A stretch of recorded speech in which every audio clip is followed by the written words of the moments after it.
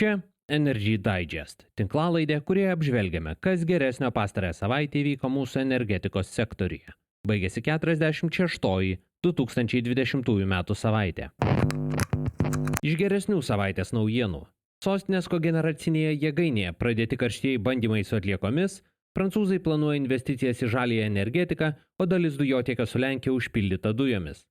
Iš tokių vidutinių naujienų artėjame prie atviro diplomatinio konflikto su Latvija, o nuo sausio brangs elektra gyventojams. Be visų šių dalykų ieškoma lengvatų jūriniam vėjui skirtai uosto infrastruktūrai, o Ignitis siekia derybų su norvegais dėl dujų kainos. Štai papunkčiui. Niekas negalės pirkti mūsų politinės valios. Jungti su europiniais elektros tinklais. Yra turėti kiek įmanoma žemesnę kainą. Их энергетическое кольцо. Это создает для нас проблемы. Praėjusio sekmadienio popietę Astravo atominėje elektrinėje sprogo įtampos transformatoriai su generatoriumi susijusiame agregate. Apie tai jau pirmadienį pranešė, kaip įprasta, ne oficialios Baltarusijos institucijos, bet šaltiniais besiremianti šalies žiniasklaida. Generatoriai yra atskiroje nuo branduolinio reaktoriaus jėgainės dalyje, tad jam grėsmė nekilo. Visgi gedimas, priklausomai nuo to, kokia įranga buvo pažeista, turės būti pašalintas, o tai turės įtakos jėgainės paleidimo grafikui. Tuo tarpu Lietuvos institucijos nusprendė pamiršti pastarųjų 1,5 metų dėrybas dėl prekybos elektra su Rusija ir klausimą paversti diplomatiniu mūšiu su Latvija. Seimo Europos reikalų komitetas paragino Lietuvos vyriausybę didinti spaudimą Latvijai dėl prekybos elektra su Rusija. Parlamentarai išsakė įtarimus, kad į Lietuvos rinką gali patekti Astravo atominėje elektrinėje pagaminta energija, nors jų paviešintas įtarimų pagrindimas, švelniai tariant, silpnas. Būsimosios vyriausybės pozicija regis dėliojama ant tos pačios ašies. Anot Ingridos Šimonytės pagrindinis klausimas čia yra, kas finansuoja visą šitą ūkį, nes anot jos negali veikti daiktas, kuris tiesiog negeneruoja pajamų srauto. Ji taip pat teigia iki šiol negavusi atsakymų, ką vis dėlto reiškia įvairūs miražai dėl metodikos, kuri buvo sutarta ir kuri puikiai Lietuvos įstatymus ir interesus atitiko. Turima omenyje 2018-aisiais patvirtinta prekybos metodika. Jai dvišalę alternatyvą Latvija ir Estai paruošė dar 2019 vasarą. Nauja, tiesa jau su Lietuva derinta taisyklių variantą Latvijos institucijos patvirtino tą pačią dieną, kai Lietuvoje įsigaliojo antiastravinis įstatymas. Užsienio reikalų ministerija, anksčiau buvusi tikra, kad kaimynės senosios metodikos pažeisti neišdrys, parlamentarų raginimų pažadėjo apie pažeistą susitarimą informuoti Latviją raštu. Tuo tarpu energetikos reguliuotojas VERT patikino netvirtinsiantis sudėrėtų trišalių prekybos elektra su Rusija taisyklių. Reguliuotojo nuomonė, jam dalyvaujant sudėrėta metodika nemažina prekybos srautų su trečiosiomis šalimis ir iš jos neeliminuoja Lietuvos infrastruktūros. Be to, nėra sukurta sertifikatų sistema, kuri anot VERT vadovės privalo atgulti į įstatymus Latvijoje, Estijoje ir Lietuvoje. Valstybei ruošiantis vėjo jėgainių Baltijos jūroje plėtrai, Klaipėdos uostas teigia negalintis investuoti į su vėjo jėgainėmis jūroje ar su laivų statybai ir remontų susijusiai veiklai reikalingą uosto infrastruktūrą. Uosto direkcija teigia, kad to daryti neleidžia iš jos valstybės reikalaujama 6% kapitalo grąža. Rinkliavos iš į uostą atplaukiančių laivų sudaro 88% uosto pajamų, o atsinaujinančią energetiką ar laivų remonto veiklą užsiimančias bendrovės laivų į uostą pritraukia gerokai mažiau nei krovos įmonės.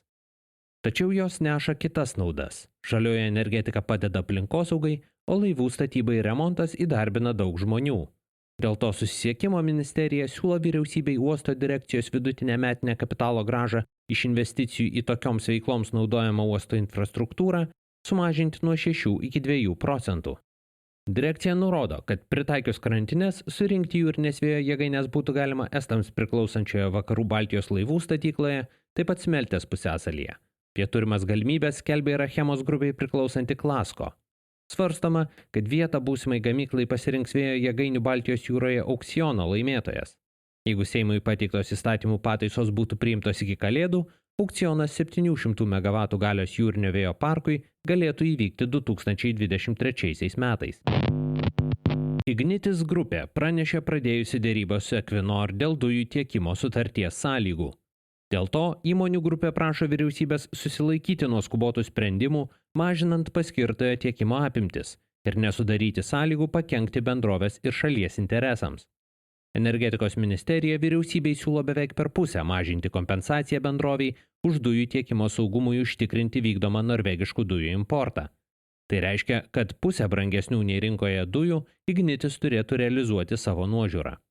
Paskirtojo tiekėjo veikla buvo gyvybiškai svarbi pirmaisiais dujų importo terminalo veiklos metais, tačiau įsibėgėjus jo komerciniai veiklai, paskirtojo tiekimo funkcija tapo perteklinė. Nuolatiniai terminalo veiklai užtikrinti reikia 4 didelių dujų krovinių per metus. Komerciniai terminalo naudotojai 2021-aisiais nupirks mažiausiai 10.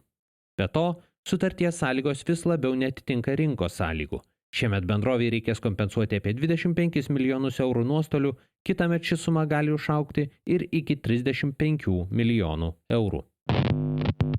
Reguliuojama elektros kaina absoliučiai daugumai jos vartotojų kitąmet bus 2,9% didesnė nei antrąjį šių metų pusmetį. Tiek brangs plano standartinis kaina, jis sieks 14,1 centą už kilovatvalandę. Šį planą yra pasirinkę 95,4% elektros vartotojų. 2 laiko zonų tarifas brangsta atitinkamai 3,9 ir 1%, iki 16,1 centų už kilovatvalandę dieną ir 10 centų už kilovatvalandę naktį. Elektra bus brangesnė, nes auga prognozuojama jos kaina biržoje, be to planuojama gyventojams paskirstyti mažiau energijos. Reguliuojama kaina taikoma nepriklausomo tiekėjo nepasirinkusiems vartotojams.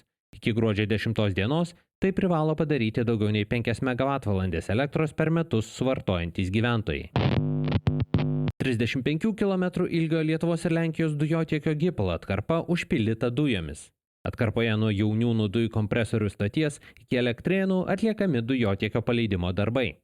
Iki šių metų pabaigos planuojama dujomis užpildyti dvigubai didesnį 72 km ilgio GIPL dujotiekio ruožą. Be to, spalio pabaigoje į Lietuvą atgabenti visi lietuviškai projekto atkarpai reikalingi dujotiekio vamzdžiai. Projektą vykdanti Amber Grid iki šių metų pabaigos planuoja atlikti 60% dujotiekio statybos darbų, šiuo metu yra atlikta 52%. Dujotiekį užbaigti ketinama iki 2021 metų pabaigos. Prancūzijos energetikos kompanija IDEX International ir Artūro Rakausko bei Žabolis ir partneriai įmonė Geko investicijos dar lapkričio pradžioje įsteigė naują bendrovę IDEX New Nordic. Bendrovė žada investuoti į atsinaujinančius energetikos projektus Baltijos šalyse, kur taikosi į centrinio šildymo bendrovės, taip pat energetikos pramoniai ir klimato kaitos projektus. Šią savaitę paskelbta, kad apie pirmosius įsigijimus ketinama pranešti jau kitų metų pradžioje. Tai turėtų būti biokuro ir kitos atsinaujinančios energetikos projektai. Ir galiausiai, Vilniaus atliekų deginimo jėgainėje pradėti karštieji bandymai deginant komunalinės atliekas. Bandymai deginant gamtinės dujas buvo atlikti dar vasarą, o Vilniaus mechaninio biologinio apdorojimo įrenginiuose atrūšiuotos atliekos į jėgainę buvo pradėtos vežti spalį. Išbandžius įrenginius, jėgainė iki metų pabaigos turėtų pradėti komercinę veiklą. Bendra jėgainės elektrinė galia sudarys apie 100 MW, šiluminė apie 240. Planuojama, kad per metus jėgainė sudegins apie 160 000 tonų atliekų ir iš jų pagamins 40% sostiniai reikalingos šilumos. Šiam kartui tiek. Jei tinklalaidė jums pasirodė įdomi, prenumeruokite. Energy Digest rasite bet kurioje podcastų programėlėje. Papasakokite apie tinklalaidę draugams, bendradarbiams, pažįstamiems. Galbūt jiems energetikos naujienos taip pat bus įdomios. Šis podcastas kuriamas to paties pavadinimo naujienlaiškio pagrindu. Jei mėgstate naujienas ir skaityti, o ne tik jų klausytis, laidos aprašyme rasite nuorodą, kurią sekdami galėsite užsiprenumeruoti naujienlaiškį. Kaip bene viskas šiame gyvenime, Energy Digest ilgainiui atsiduria socialiniuose tinkluose. Aprašyme rasite visas navigacijai reikalingas nuorodas. Taip pat ir į Patreon platformą, kurioje galite tapti tinklalaidės rėmėjais. Ačiū, kad klausėtės. Su jumis buvau aš, Naglis Navakas. Iki kitų kartų.